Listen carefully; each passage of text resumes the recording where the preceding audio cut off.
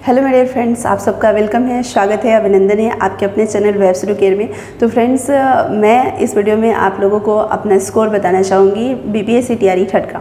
जैसा कि हमने एक वीडियो अपलोड करा, उसमें आप सभी लोगों के कमेंट्स आया कि हम लोगों का आपने स्कोर तो पूछ लिया, आपने अपना स्कोर नहीं बताया, तो आप अपना स्कोर बताइए, आपका स्कोर क्या बन रहा है। तो मुझे लगा कि बिल्कुल हाँ, ये तो मैं बताना ही भूल गई उस वीडियो में कि मेरा स्कोर क्या है। तो चलो मैं अपना स्कोर बता देती हूँ, बाकी आप सब लोग बताना है कि मेरा जो सिलेक्शन है वो कितना % श्योर है। ठीक है, ऐसे मैं अपनी तरफ से तो 100% श्योर हूँ, बट आप लोग को क्या लगता है आप लोग भी ज़रूर बताना।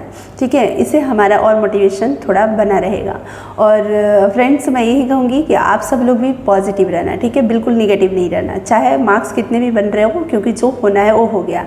आप एग्ज़ाम देकर आ गए हो, हम एग्ज़ाम देकर आ गए। अगर कुछ गलतियाँ हुई होगी तो उसको जाकर अभी हम सुधार नहीं सकते हैं, और अफसोस करने, रिग्रेट करने से कोई फ़ायदा नहीं है। टाइम निकल चुका है, गुजर चुका है, जो होने वाला था हो चुका है। ठीक है, तो इसलिए आगे जो भी होगा उसको आप एक्सेप्ट करना। ठीक है, और खुशी खुशी से, कोई निराश होने की ज़रूरत नहीं, हताश होने की ज़रूरत नहीं, परेशान होने की ज़रूरत नहीं है, क्योंकि जो चीज़ हमारे कंट्रोल में होता है, जो हमारे हाथ में होता है, उसको लेकर अगर हम परेशान होकर उसको चेंज कर सकते हैं तो चेंज करेंगे। और जो हमारे कंट्रोल में नहीं है, जो हम कुछ नहीं कर सकते, उसमें कुछ भी बदलाव नहीं कर सकते हैं, तो उसको लेकर हम परेशान होंगे तो उसमें नुकसान हमारा होगा और कुछ नहीं होगा। ठीक है, तो इसलिए फ्रेंड्स, जिनका जैसा भी एग्ज़ाम गया होगा, देखो जितने भी मतलब लोग एग्ज़ाम में बैठते हैं तो ये तो श्योर है ना कि 100% में 100% लोगों का सिलेक्शन तो नहीं होता है। जितना सीट है उतना ही का सिलेक्शन होना है।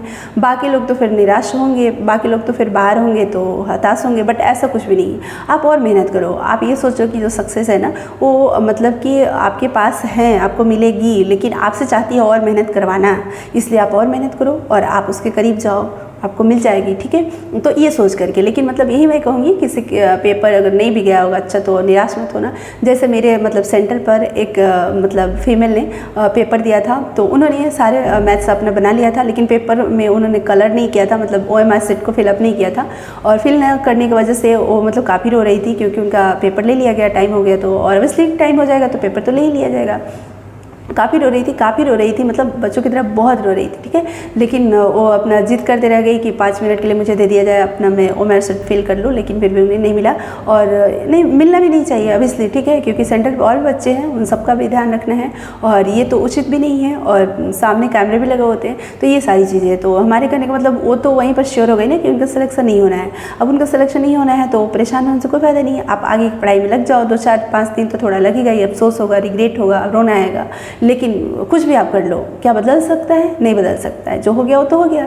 अब क्या कर सकते हो आप? आपके हाथ में यही एक चीज़ है, टीआरई 4 के लिए आप तैयारी करो, आप प्रिपरेशन करो और मेहनत करो जी जान से। वो गलती आपसे आपके लाइफ में कभी नहीं होगी जो एक बार हो गई। ठीक है, तो इसलिए फ्रेंड्स, जो गलतियाँ होती है ना वो हमें सजा देने के लिए नहीं, हमें सुधारने के लिए, हमें सबक सिखाने के लिए होती है कभी कभी। ठीक है, तो इसलिए वो गलतियाँ से भी हमें अपने जीवन में सीख लेनी चाहिए। ठीक है, तो चलिए मैं आप लोगों को अपने स्कोर बताना चाहूँगी। तो फर्स्ट ऑफ ऑल देखो, 6 to 8 का जो मैंने पेपर दिया था, मेरा मैथ साइंस था, तो 6 to 8 में जो मैंने दिया था, तो इस बार मेरे जो मार्क्स बन रहे हैं, देखो अभी मैं एग्जैक्ट नहीं बता रही हूँ, आंसर की जो आएंगे तो मार्क्स फ्लैक्चुएट करेंगे, आप सबको भी पता है। तो मैंने जैसे टीआरई 2 में भी आप लोगों को बताया था ना कि इतने मेरे मार्क्स बन रहे हैं, लेकिन मतलब कि जब बीपीएससी का आंसर किया आया तो मेरे एग्जैक्ट उतने ही मार्क्स बन रहे थे। ठीक है, जितने मेरे मार्क्स मतलब पहले बने थे, मैंने अपना मिलाया था, मैंने बताया था। लेकिन इस बार ऐसा नहीं होता है, मुझे नहीं लग रहा है कि ऐसा होगा। पिछली बार हमने अपना जो अपना बताया था स्कोर टीजीटी मैथ्स का, उससे 2 नंबर मेरे कम हुए थे, लेकिन मतलब कि 6 to 8 का जो मैंने आप लोगों का स्कोर मतलब रिजल्ट आने से पहले और आप लोगों को जो मैंने स्कोर बताया था उसमें हमारा एग्जैक्ट उतना ही मार्क्स था। ठीक है, और दोनों मेरा सिलेक्शन हुआ था, और एक में हमारा जनरल कैटेगरी में हुआ था और एक में हमारा EWS कैटेगरी में हुआ था। ठीक है, दोनों में हुआ था।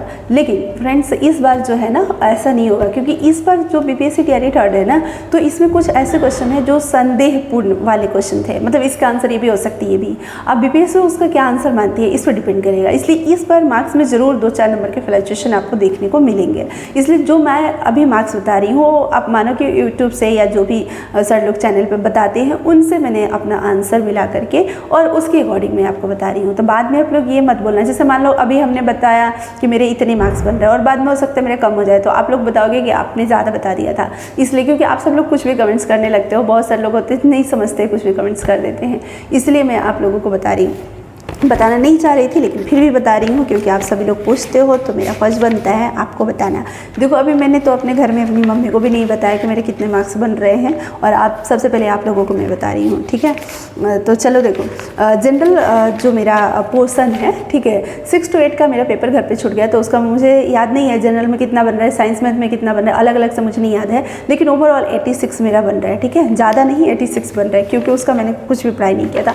जनरल स्टडी तो मेरा बिल्कुल गोल था, जो भी पढ़ा हुआ था पहले का उसी के बेस पर मैंने दिया, जो भी हुआ मैं इस बार मैं सोच ली थी कि जो भी हमें पढ़ना है मैथ्स पढ़ना है, बाकी जो होगा वो होगा, ठीक है, और सब कुछ ठीक होगा, ठीक है। और देखो ठीक ही हुआ, बाकी 6 to 8 में क्या होगा मुझे नहीं पता, लेकिन 9-10 के लिए मैं आपको बता रही हूँ कि 9-10 में मेरा जो जनरल पोर्शन है, क्योंकि ये वाला मेरे पास है तो मैं मिला करके पूरा रखी हूँ, ठीक है।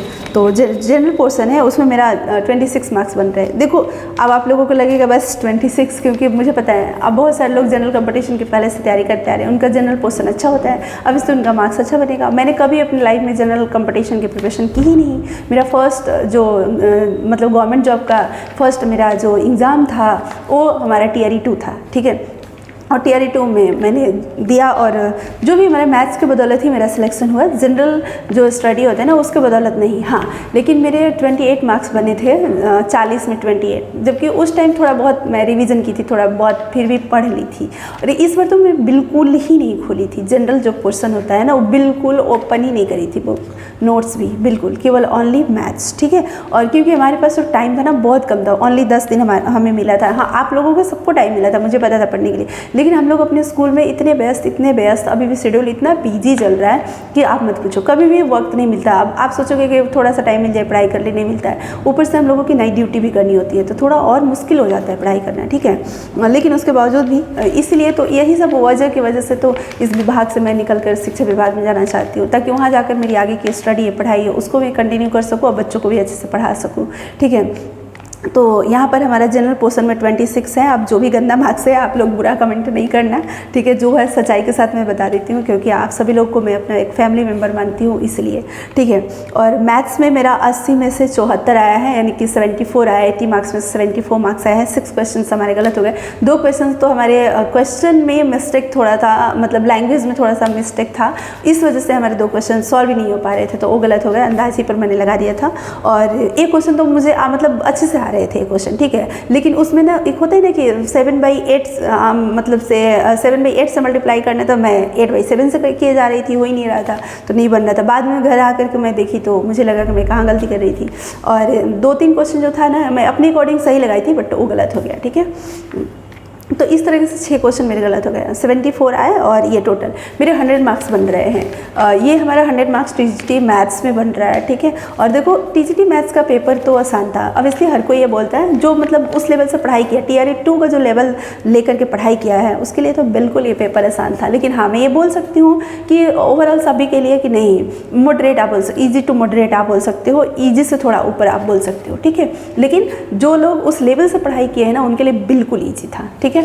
तो कुछ भी पेपर नहीं था, लेकिन देखो इजी पेपर होता है, फिर भी 2-4-5 गलत तो हो ही जाते हैं। अब आप बोलोगे इजी था तो 80 में 80 क्यों नहीं आया, तो देखो ऐसा नहीं होता है, 2-4-5 क्वेश्चन तो गलत हो ही जाते हैं, क्योंकि वहाँ पर एग्जाम का प्रेशर होता है, एग्जामिनेशन हॉल में क्वेश्चन सॉल्व करना और मतलब कि क्लासरूम में सॉल्व करना और अपने घर में सॉल्व करना में डिफरेंस होता है। क्लास में भी कभी कभी हम लोग बच्चों को पढ़ाते हैं तो कहीं पर मान लो कि मल्टीप्लिकेशन करने में कहीं मिस्टेक हो जाते हैं, कभी आप कैरी नहीं ऐड कर पाते, कुछ भी हो जाता है ऐसा मिस्टेक, जिसकी वजह से आंसर सही नहीं आ पाते हैं, फिर से आप दोबारा वहाँ करते हो। लेकिन एग्जामिनेशन हॉल में दोबारा ऐसे करके रीचेक करने का इतना टाइम, सॉल्व करने का टाइम नहीं होता है। लेकिन इस बार तो फिर भी क्वेश्चन बहुत इजी था, तो टाइम का कोई इशू नहीं हुआ, आराम से मैंने पेपर दिया, कोई प्रेशर नहीं, कोई मतलब रिलैक्स पेपर दिया, ठीक है।